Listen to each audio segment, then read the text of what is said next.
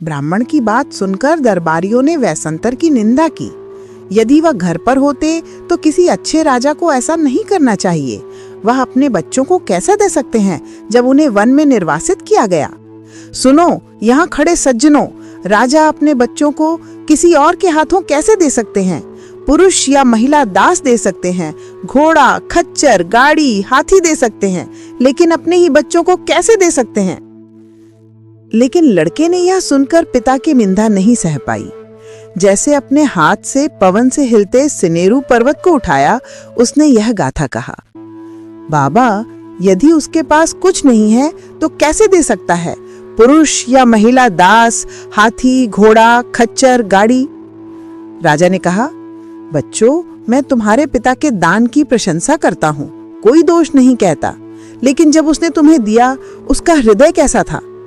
लड़के ने कहा, उसका हृदय पीड़ा से भरा था और जलता हुआ था। आंखें रोहिणी जैसी लाल थीं और आंसुओं की बूंदें गिरती थीं। फिर कन्हाजन बोली, पिता, यह ब्राह्मण देखो, लताओं के साथ जैसे अपने दास को पीटता है, मेरा पीठ पीटता है। यह ब्राह्मण नहीं है पिता, ब्राह्मण धर्मयुक्त होते हैं।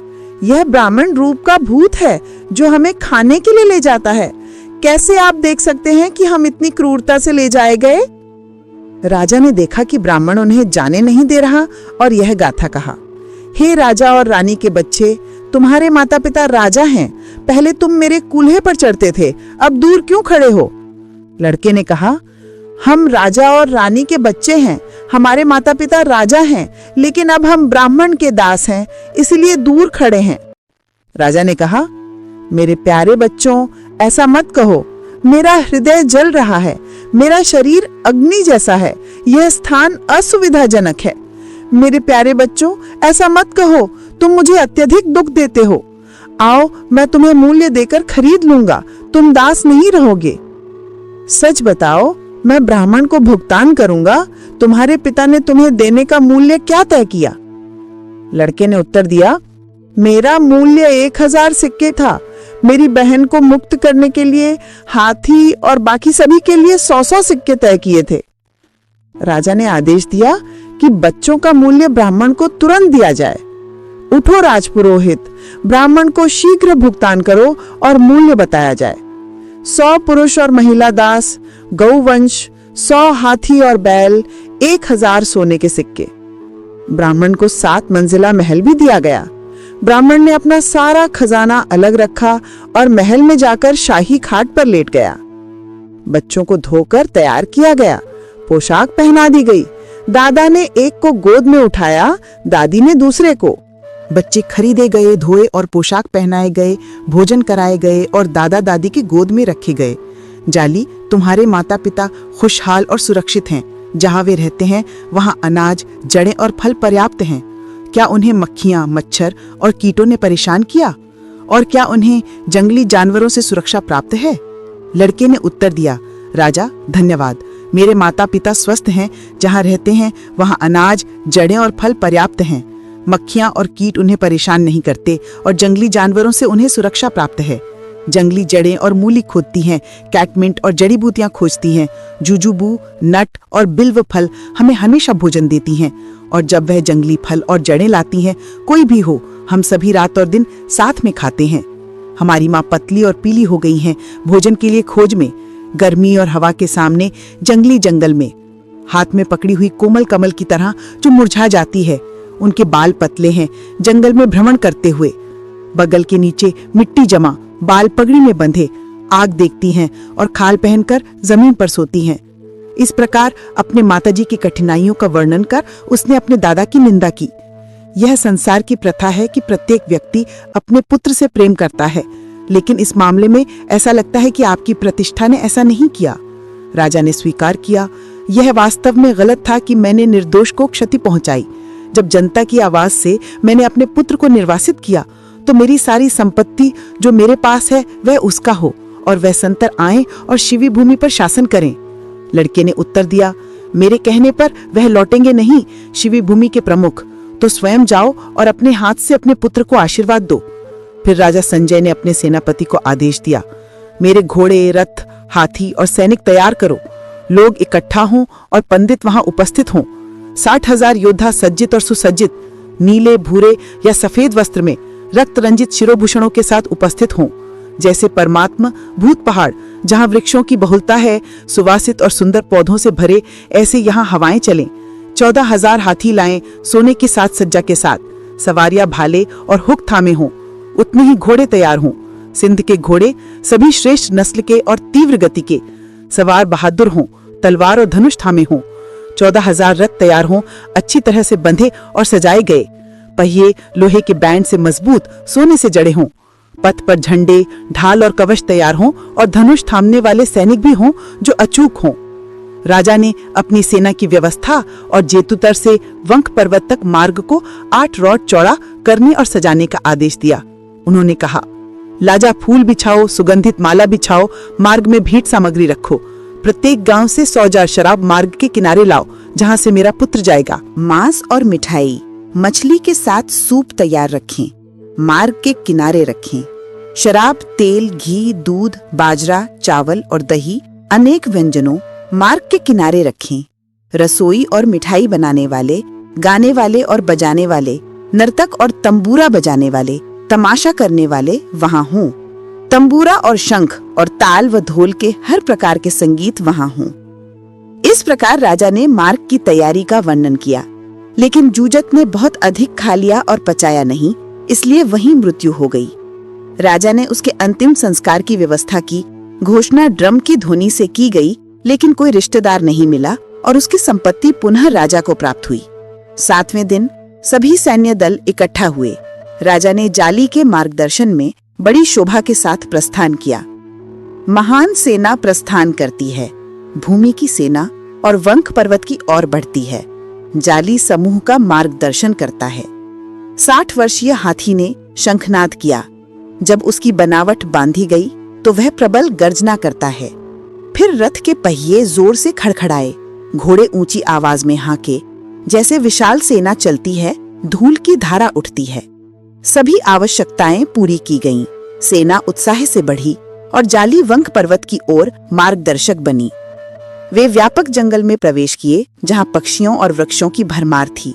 सभी प्रकार के फूल और फल वहां उपलब्ध थे। यहाँ जब जंगल में फूल खिले हुए थे, गीतों की वर्षा हुई। यहाँ और वहां कई रंगीन पंख वाले पक्षियों की चहचहाहट थी। रात और दिन की यात्रा के बाद वे अपने लंबे मार्ग के अंत में पहुंचे और उस क्षेत्र में प्रवेश किया जहां वैसंतर निवास करते थे। लेक मुकालिंडा के तट पर प्रिंस जाली ने उन्हें शिविर बनवाया। 14,000 रथ उन्होंने मार्ग की ओर खड़े किए और यहाँ वहाँ रक्षक नियुक्त किए, ताकि शेर, बाघ, गेंडे और अन्य जंगली जानवर दूर रहें। हाथियों और अन्य की भारी आवाज थी। महात्मा ने यह सुना और भय से सोचा, क्या उन्होंने मेरे पिता को मार दिया और मेरे पीछे आ गए? मद्दी को साथ लेकर वह पहाड़ी पर चढ़ा और सेना का अवलोकन किया। वैसंतर ने इस आती हुई सेना की आवाज सुनी।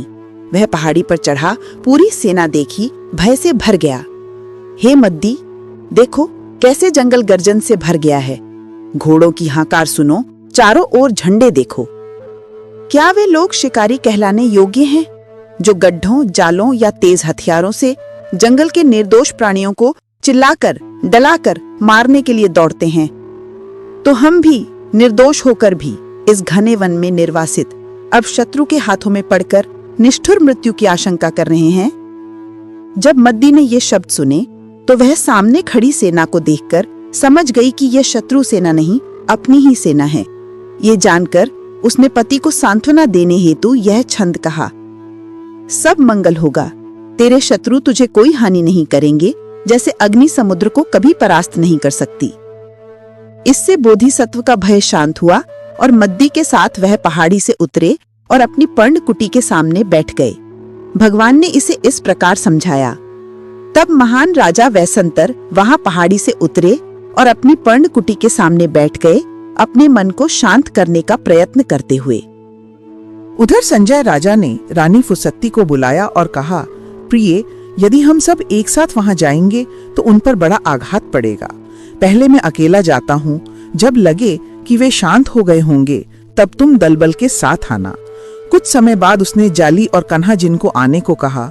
उसने अपने रथ को उसी मार्ग की ओर मोड़ा जिससे वो आया था। पहरेदार यहाँ वहां तैनात किए, अपने अलंकृत हाथी पर सवार हुआ और पुत्र की खोज में वन को चल पड़ा। ये बात भगवान ने ऐसे कही। सेना को व्यवस्थित कर रथ को मार्ग की ओर मोड़कर वो उस वन की ओर चला जहां उसका पुत्र एकांत में रहता था। अपने हाथी पर एक कंधा अनावृत किए हाथ जोड़कर आगे बढ़ा, अपने पुत्र को राज्य सौंपने के उद्देश्य से। तब उसने उस सुंदर राजकुमार को देखा, अडग, शांतचित, पत्तों की कुटिया के सामने बैठे ध्यान में लीन। वैसंतर और मद्दी ने पिता को आते देखा और उन्हें प्रणाम करने आगे बढ़े। मद्दी ने झुककर पिता के चरणों पर सिर रखा।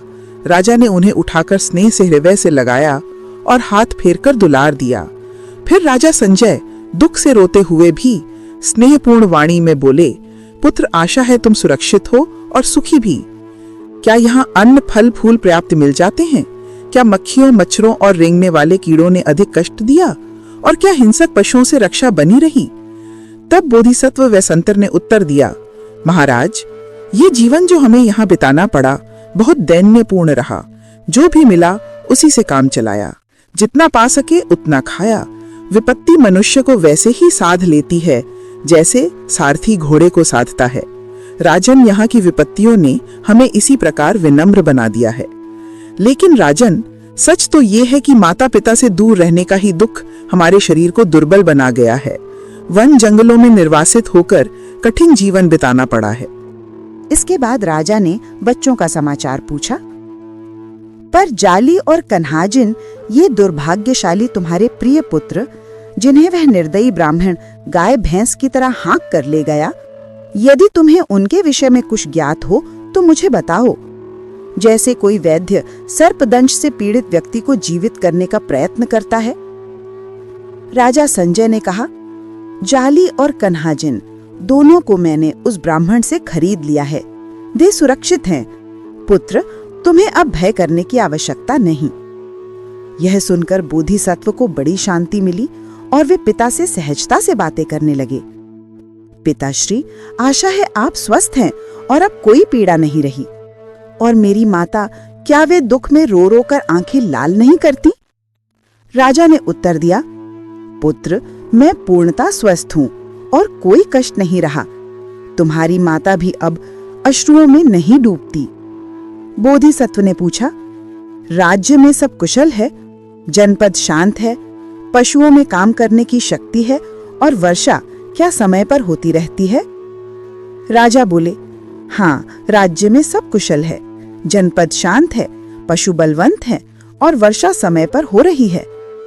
जब पिता पुत्र इसी प्रकार बातचीत कर रहे थी, उधर रानी फुस्सती ने सोचा कि अब सबके मन से संकट की छाया हट चुकी होगी, इसलिए वह अपने विशाल अनुचरों के साथ पुत्र से मिलने को चली। भगवान ने इसे इस प्रकार कहा। जब वे आपस में बात कर रहे थे, तभी माता फुस्सती दूर से आती दिखाई दी, नंगे पांव। यद्यपि वह एक रानी थी। वैसंतर और मद्दी तुरंत उनकी अगवानी को दौड़े। मद्दी ने झुककर अपनी माता के चरणों पर सिर रख दिया। फिर मद्दी की दृष्टि बच्चों पर पड़ी।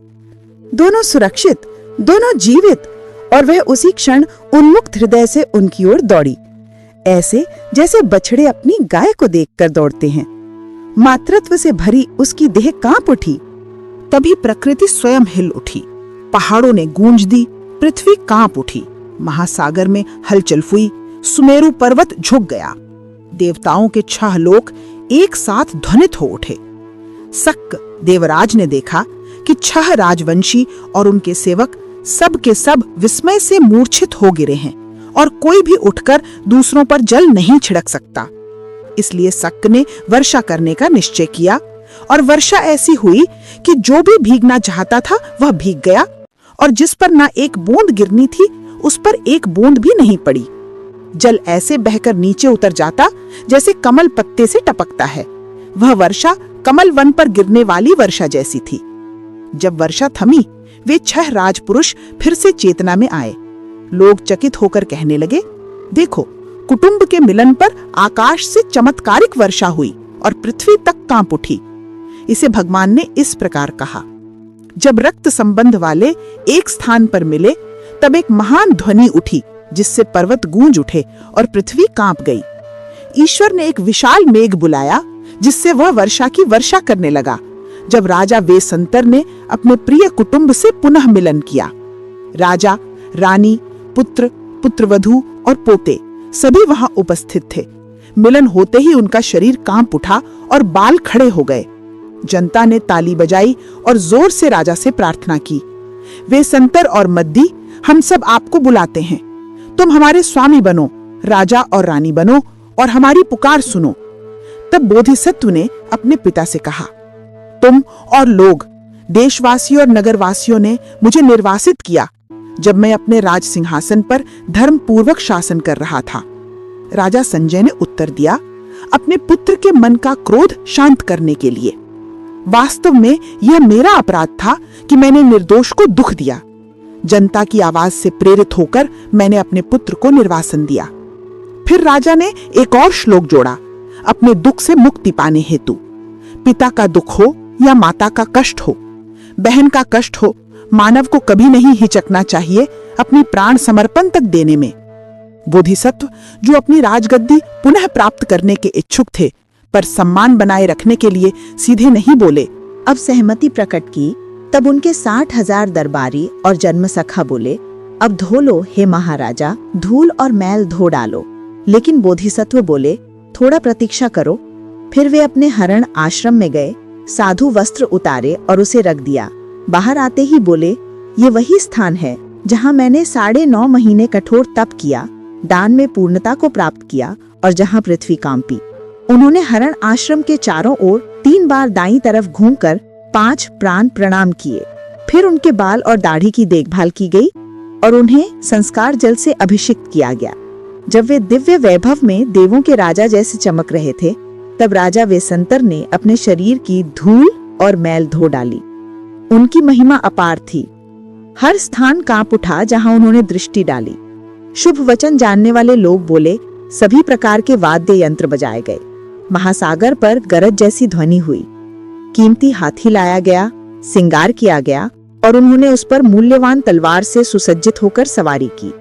60,000 जन्म सखा अत्यंत सुंदर अपने स्वामी के चारों ओर आए और उचित प्रणाम किया। और फिर स्त्रियों ने मद्दी को स्नान कराकर सजाया और सबने एक साथ प्रार्थना की कि वेसंतर और संजय तुम्हारी रक्षा करें। भगवान ने इसे इस प्रकार समझाया, स्नान करके राजसी वस्त्र और आभूषणों में सुसज्जित, भयावह तलवार से सुसज्जित, उन्होंने अपने साथी हाथी पर सवार होकर यात्रा की। 60,000 जन्मसखा अत्यंत सुंदर अपने स्वामी के चारों ओर आए और उचित प्रणाम किया।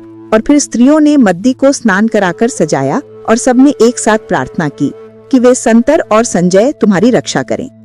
सभी पुनर्स्थापित होकर अपने पूर्व दुखों को याद करते हुए वे मधुर और सुखद जीवन जीने लगे। मद्दी ने अपने बच्चों से कहा, मैंने एक दिन में केवल एक भोजन किया और जमीन पर सोई। यह मेरी प्रतिज्ञा थी तुम्हारे लिए, जब तक तुम सुरक्षित नहीं मिल जाते। अब मेरी प्रतिज्ञा पूरी हुई। मैं अब फिर प्रार्थना करती हूँ, जो भी पुण्य हमने किया है वह तुम्हें हमेशा सुरक्षित रखे और महाराजा संजय भी तुम्हारी रक्षा करें। जो भी पुण्य पिता या मैंने किया है, उस सत्य से तुम कभी वृद्ध ना हो, अमर बनो। रानी फुसती ने कहा, अब से मेरी पुत्रवधू इन वस्त्रों में सजे और इन आभूषणों को धारण करें। ये सभी वस्त्र और आभूषण उसने मद्दी को डब्बों में भेजे। भगवान ने इसे इस प्रकार समझाया, कपास और रेशम के वस्त्र, लिनन और महीन कपड़े जो उनकी सुंदरता को और भी निखार दें, सास ने मद्दी को भेजे। माला, कंगन, माथे का अलंकार, पांव की बाली, रत्न जड़ित कमरबंद सभी मद्दी को भेजे गए, जिससे उसकी सुंदरता चमकने लगी। जब राजकुमारी ने ये आभूषण देखे तो वह चमक उठी, जैसे नंदनवन में देवियां सज धज कर खड़ी हों। स्नान करके सजी हुई वस्त्रों और आभूषणों से सुसज्जित वह दमकने लगी, जैसे त्रयस्त्र यानी तीसरे 11 स्वर्ग की कोई अप्सरा हो। जैसे चित्तलता वन में हवा से केले का पेड़ हिलता है, वैसे ही सुंदर होठों वाली राजकुमारी आकर्षक दिखी। जैसे किसी शानदार पंख वाले पक्षी की उड़ान, वैसे ही उसने अपने सुंदर होठों और रूप से सबको मंत्रमुग्ध कर दिया। फिर उन्होंने एक सुंदर शक्तिशाली हाथी लाया, जो ना तो भाले से डरता न युद्ध की गड़गड़ाहट से, जिसकी दांत लंबी और मजबूत थी। राजकुमारी उस हाथी पर चढ़ी, जो शक्तिशाली और प्रबल था, जिससे न भाले का भय था न युद्ध की हलचल से डर। इस प्रकार वे दोनों बड़ी धूमधाम से शिविर की ओर बढ़े। राजा संजय और उनके अनगिनत अनुयायी पहाड़ों में खेल और वन में मनोरंजन में लगे रहे, पूरे 1 महीने तक। इस दौरान बोधिसत्व वेसंतर की महिमा से उस विशाल वन में किसी भी जीव को कोई हानि नहीं हुई, न पशु से न पक्षी से। भगवान ने इसे इस प्रकार समझाया, वेसंतर की महिमा से उस महान वन में किसी पशु या पक्षी ने किसी को हानि नहीं पहुंचाई, सब ने भले कार्य किए।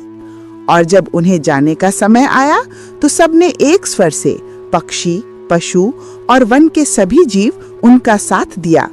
पर जब वे वन से चले गए तो सब सुखद ध्वनियां मौन हो गईं।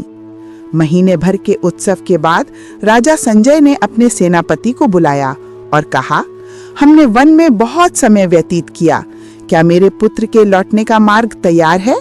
सेनापति ने उत्तर दिया, हाँ मेरे प्रभु, अब जाने का समय है। उन्होंने संदेश वेसंतर को भेजा और अपनी सेना के साथ चले। सभी अनुयायी उसी मार्ग से चले जो वामका पर्वत के हृदय से जेतुत्तर नगर तक तैयार किया गया था। भगवान ने इसे इस प्रकार समझाया, राजमार्ग नया बना था, फूलों और झंडों से सुसज्जित। जहां वे वन में निवास करते थे, वहां से जेतुत्तर नगर तक वेसंतर के साथ उनके 60,000 साथी लड़के और महिलाएं अपने अपने स्थानों पर पहुंचे। ब्राह्मण और वेश्याएं भी जेतुत्तर नगर की ओर घर लौट रहे थे। वहां कई हाथी चालक, रथिक और पैदल लोग, साथ ही सभी राजकीय रक्षक जेतुत्तर की ओर बढ़ रहे थे। सैनिक जिनके सिर पर कवच या हथियार थे और जो ढाल और तलवार से सुसज्जित थे, राजकुमार की रक्षा के लिए नगर की ओर बढ़े। राजा ने यह 60 लीग की यात्रा 2 महीने में पूरी की। फिर वह जेतुत्तर पहुंचा, जहां नगर सजाया गया था ताकि उसका स्वागत हो सके, और वो महल की ओर बढ़ा। भगवान ने इसे इस प्रकार समझाया, फिर वे सुंदर नगर में प्रवेश किए, जहां ऊंची दीवारें और मेहराब थे, गीत, नृत्य और भोग्य वस्तुओं की प्रचुरता थी। ग्रामीण और नगरवासी अत्यंत प्रसन्न हुए अपने प्रसिद्ध राजकुमार का स्वागत करने के लिए। सबने अपने रुमाल हवा में लहराए और अब नगर में ताल मृदंग की ध्वनि से कैदियों की मुक्ति की घोषणा हुई। सभी प्राणी मुक्त कर दिए गए। वेसंतर ने नगर प्रवेश के दिन शाम को सोचा, जब सुबह होगी मेरे लौटने की खबर सुनकर वरदाता आएंगे और मैं उन्हें क्या दूं? इसी समय सक्का का सिंहासन गर्म हो गया। उन्होंने कारण देखा और समझा। उन्होंने 7 प्रकार के रत्नों की वर्षा की, जैसे आकाश में गरज के साथ बरसता वर्षा। महल के भीतर और बाहर रत्न कमर तक भर गए और पूरे नगर में घुटनों तक रत्न बिखर गए। अगले दिन उन्होंने विभिन्न परिवारों को यह स्थान दिया और रत्न चुनने की अनुमति दी। बाकी रत्न उनके स्वयं के खजाने में रखे गए, जहां हमेशा भविष्य में वितरित करने के लिए पर्याप्त रत्न थे। भगवान ने इसे इस प्रकार समझाया, जब वेसंतर वापस आए सिवी के संरक्षक राजा के रूप में, तो देवता ने वहां पर मूल्यवान सोने की वर्षा की। फिर जब वेसंतर प्रांशकुमार अपनी उदारता के उपहार दे चुके, तो अंत में उन्होंने देह त्याग की और पूर्ण ज्ञान के साथ स्वर्ग को प्रस्थान किया। उस समय देवदत्त थे जुजक, महिला चिनका थी अमिता तपन, चना था चेतपुत्ता, सारीपुत्ता था साधु अकुत, अनुरुद्ध था सक्का, राजा शुद्धोदन थे राजा संजय, महामाया थी फुस्ती, राहुल की माता थी रानी मद्दी, राहुल था राजकुमार जाली, उपल्ल वन्ना थी कन्हाजीना, बुद्ध के अनुयायी थे अन्य सभी लोग, और राजा वेसंतर स्वयं भगवान थे।